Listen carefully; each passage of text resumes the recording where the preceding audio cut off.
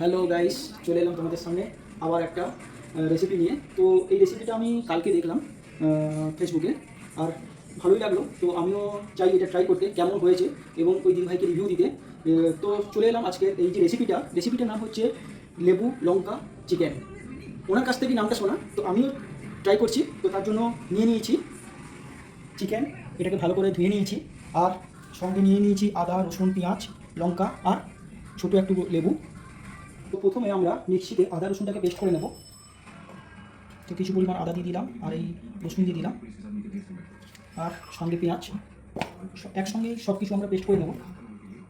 তো আদা রসুন আর পেঁয়াজটাকে আমরা বেটে নিয়েছি। এটা কিন্তু আমরা ডাইরেক্ট চিকেনে ইউজ করব না, এর যে জলটা সেটাকে আমরা বের করে চিকেনে ইউজ করব। তো তার জন্য আমরা এটাকে ছেঁকে নেব ভালো করে। আর আজকের এই চিকেনে কিন্তু আমরা কোনো রকম বাটা মশলা ইউজ করব না, আদা রসুন পেঁয়াজ কিছু ইউজ করব না। এর থেকে ভালো করে এটাকে ছেঁকে নিয়ে এর যে জলটা এটা দিয়ে আজকে ইউজ করব। দেখুন একদমই কোনো এরকম নেই, পুরো একদম ড্রাই হয়ে গেছে, সুন্দরভাবে এটা ছেঁকে নেওয়া হয়েছে।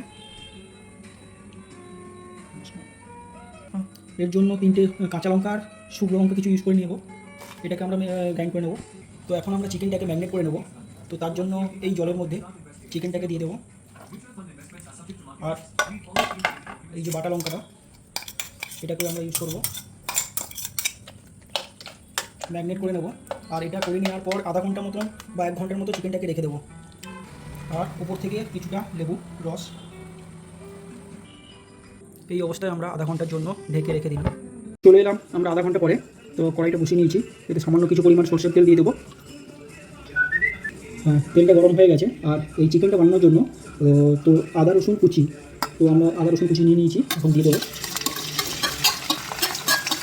এটাকে ভালো করে লাল লাল করে ফ্রাই করে নেবো। ভালো করে ফ্রাই হয়ে এসেছে। তো এখন এর মধ্যে ম্যারিনেট হয়ে রাখা যে চিকেনটা এর মধ্যে এবার দিয়ে দেবো।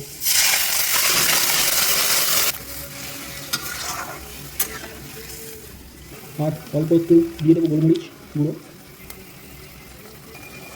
আর দিয়ে দেবো পরিমাণ মতো লবণ, থেকে দুটো কাঁচা লঙ্কা। দেখুন কত সুন্দর ওই জলটা এখন মরে এসছে, আর একদম গ্রেভি টাইপের হয়ে গেছে, আর তেলটাও ছেড়ে দিয়েছে সাইড থেকে দেখতে পাচ্ছেন। সাইডে কিছু পরিমাণ গরম জল করে রাখা ছিল, তো এর মধ্যে আমি দিয়ে দেবো